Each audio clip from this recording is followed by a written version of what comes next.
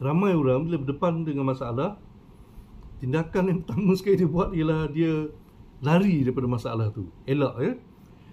Dia pura-pura tak nampak, seolah-olah tak ada masalah. Kalau tak nampak masalah tu, kira masalah tu tak ada lah. Okay? Dan dia berharap masalah tu akan hilang dengan sendiri. Ada pula yang biarkan sehingga masalah yang kecil tu lama-lama jadi besar, okay? Menimbulkan beban yang lebih berat. Ada juga yang milih jalan mudah, okay? Dia tuduh orang lain je, dia menyalahkan orang lain, okay? Itu satu daripada cara penyelesaian masalah juga kan.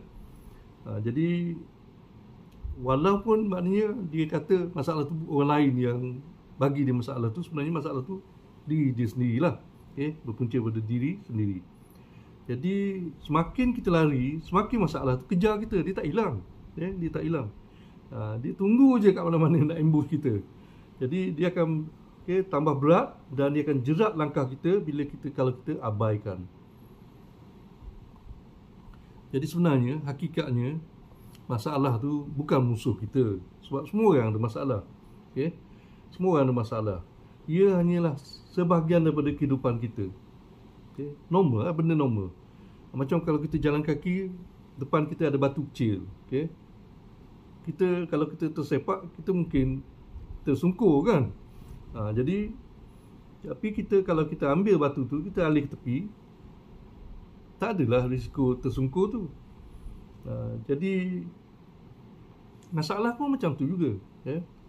Dia hadir di situ sebenarnya bukan untuk melemahkan kita, ya? Tapi dia melatih kita, okay? Dia latih kita supaya kita guna akal, supaya lebih tajam, ya? Ada orang dia kata tak nak guna, tak nak fikir, okay?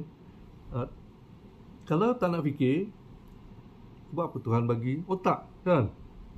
Ada pula bila ada masalah tu, dia melatih kita supaya kita lebih sabar. Contohnya kita boleh kawal emosi, dan dilatih juga kita untuk selesaikan masalah secara lebih tersusun, okay? Jadi masalah tu sebenarnya kalau kita tengok secara positif, ia adalah ruang latihan dalam kehidupan. Jadi kalau kita berani ubah cara pandangan kita, masalah tak lagi terasa beban atau menyebabkan kita rasa tertekan. Sebaliknya, kita boleh jadi guru untuk mendidik diri kita sendiri, okay, supaya lebih matang, okay. Dari satu masalah ke masalah lain, kita belajar, kita bertambah kuat, dan kita menemui keupayaan diri yang selama ni kita tak sedar pun, okay.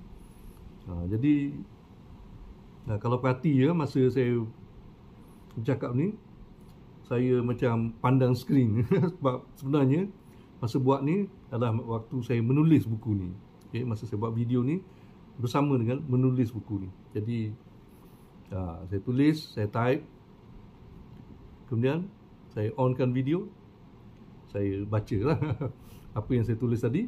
Kalau ada benda tak kena, saya refine lagi, okay. Jadi penulisan tu pun macam satu masalah juga.